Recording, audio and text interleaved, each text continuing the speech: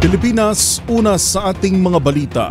Natagpuan ang wala ng buhay na katawan ng isang 12 anyos na babaeng ginilitan sa Davao de Oro.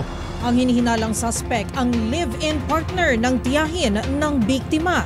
Una sa balitang yan, si June Soter.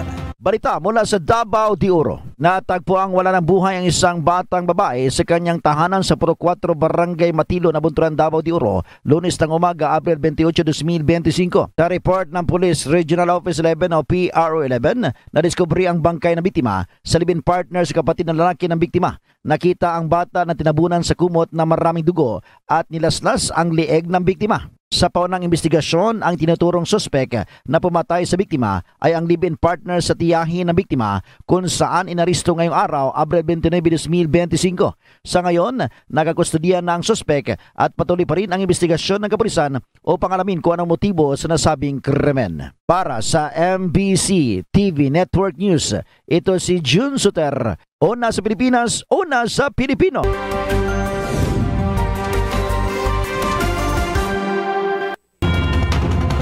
Patay naman ang isang 26 anyos na lalaki matapos itong malunod sa dagat sa Bolinao, Pangasinan. Yan at iba pang mga rumarapidong balita mula sa probinsya, hatid ng iba't ibang istasyon sa ilalim ng MBC Media Group.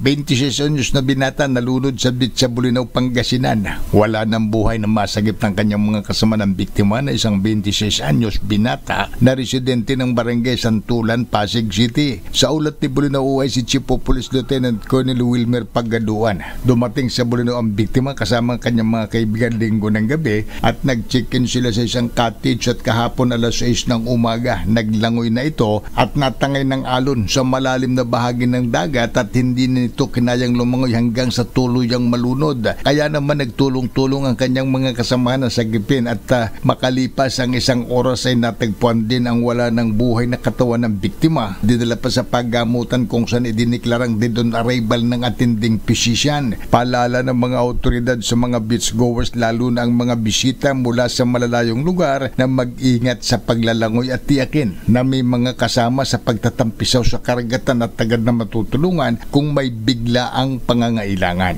Para sa MBC TV Network News, ito si Freddy Pajardo, Aris 38, una sa Pilipinas, una sa Pilipino. Umaapila naman at nananawagan ng PNP Northern Samar sa lahat ng mga botante na iwasan ang pagtanggap ng pera mula sa mga kandidato kapalit ang buto ngayong nalalapit na halalan sa Mayo 12. Pakiusap ng PNP, iwasan ibinta ang kinabukasan at bumuto ng tama. Maaari naman daw na i-report sa COMELEC at mismo sa pulis ay isang vote buying ngayong eleksyon kung saan isa itong malinaw na paglabag sa batas na nakasaad bate naman sa Omnibus Election Code. Paliwanag ng PNP, 1 taon o maaaring 6 na taon ang pagkakakulong sa mapapatunayan sa nasabing vote buying. Matatandaan na binuo ang isang offline kontrabigay upang masiguro na walang mangyayari na vote buying ngayong halalan. Mula sa MBC Network News, RH34 Jane Galit Bantayan, una sa Pilipinas, una sa Pilipino. Na-recover ng Bacolod City Police Office, City Drug Enforcement Unit o BCPO-CDEO ang 1.8 million pesos na laga ng umano'y shabu sa isinagawang drug bypass operation sa Purok Manayaw, Sayaw, Barangay Mansilingan, lungsod ng Bacolod. Ayon kay Lieutenant Colonel Antonio Binetes, hepe ng BCPO-CDEO, ang suspect kinilalan na sina July Gostilo, 40 anyos residente ng Purok Pagidait, Barangay Filisa, at Antonio Pasustinto Jr., 48 anyos residente ng Purok Lupa, Barangay Mansilingan, ng nasabing lungsod. Si Gostilo ang umano'y high-value individual habang aminado naman si Pasustinto na gumagamit ng iligal na droga. Nakuha kay Gostilo ang 7 sase ng at 3 bulto ng plastic sase ng ng umano'y shabu na more or less 270 grams at mayroong market value na umabot sa 1,836,000 pesos. Ang mga suspect sa ngayon detenado sa jail facility ng Police Station 7 ng BCPO. Para sa MBC TV Network News, ito si RH46 Rex Cantong para sa DZRH, una sa Pilipinas, una sa Pilipino. Balita mula sa Baguio City, higit sa 400 personnel at 4 class cadets ng Philippine Military Academy ang nakaboto kahapon sa ginanap na local absentee voting o LAB process sa Fort de Pilar, Baguio City. Ayon kay Attorney John Paul Martin, Baguio City Election Supervisor, ang PMA local absentee voting ay una sa 2 araw na naitakda sa Baguio City. Batay sa record ng COMELEC Baguio, sa 475 na-aprobahang local absentee voting applicants sa PMA, 436 ang nakaboto. 30 siyang hindi nakaboto dahil nasa ibang bansa at nakadistino sa ibang lugar. Sa 34 na na-aprobang local absentee voting sa Tactical Operations Group ng PMA, 2 hindi nakaboto at 6 naman ang boboto bukas Abril 30. Ang local absentee voting ay itinataguyod sa ilalim ng patakaran ng COMELEC para bigyan ng pagkakataon ng mga magsisilbi sa halalan na gamitin ang kanilang karapatang bumoto ng maaga. National positions at party list ang pwede lamang botohan ng mga local absentee voters. Para sa TV Network News, ito si RH41 Romy Gonzales, una sa Pilipinas, una sa Pilipino. Arestado ang isang dating empleyado ng munisipyo ng Samal, Bataan matapos maakto ang nagbebenta ng ipinagbabawal na droga sa isang undercover na pulis sa Barangay Sapa, Samal alas 8:40 kagabi.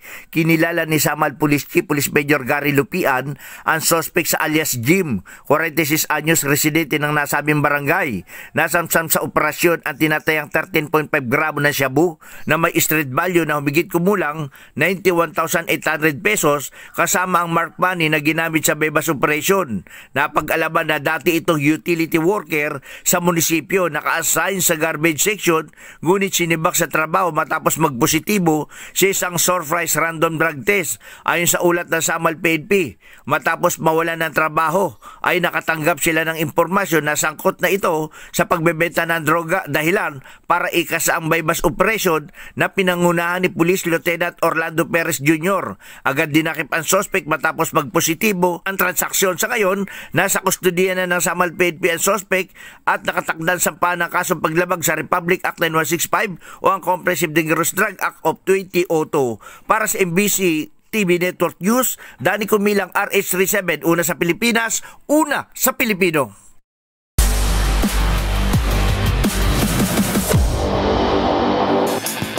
Sa mundo ng basketball, tuluyan nang nagpaalam ang small forward ng UP Fighting Maroons na si Francis Lopez sa UAAP para simulan ang kanyang career sa international scene. Kung saan ito nakatakdang maglaro, tutukan sa report ni Matchpoint Millie Borja.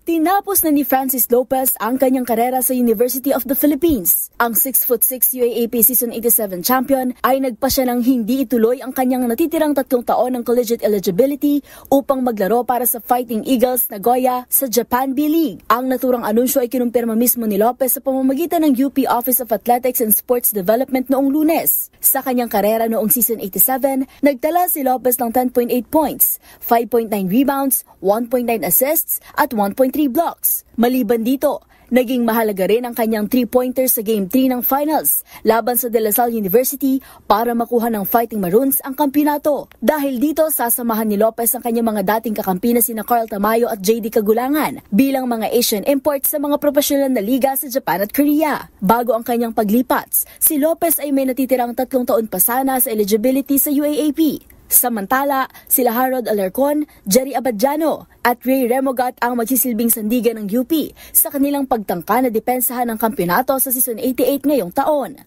At yan ang mga latest updates sa mundo ng sports. Para sa MBC TV Network News, ito si Millie Borja ng DZRH TV, una sa Pilipinas, una sa Pilipino.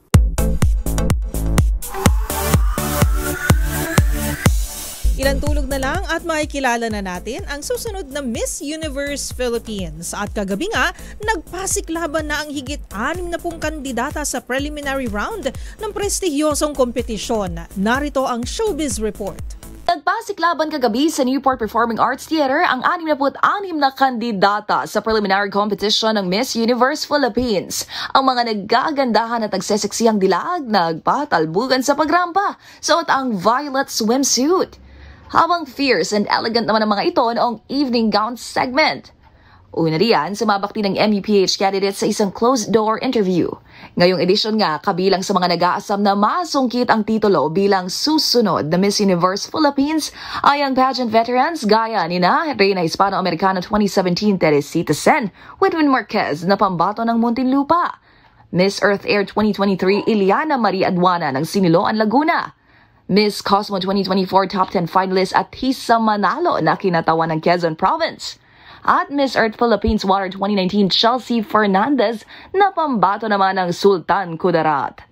Samantala, nakatakdang ganapin ang coronation night sa 2 ng Mayo sa Mall of Asia Arena, kung saan ang papasahan ng korona ni Miss Universe Philippines 2024 at reigning Miss Universe Asia Chelsea Manalo ang siyang magiging kinatawan ng Pilipinas sa international pageant na gaganapin sa Bangkok, Thailand sa Nobyembre. Para sa MBC TV Network News, ito si Angelica Cosme ng DZRH TV, una sa Pilipinas, una sa Pilipino.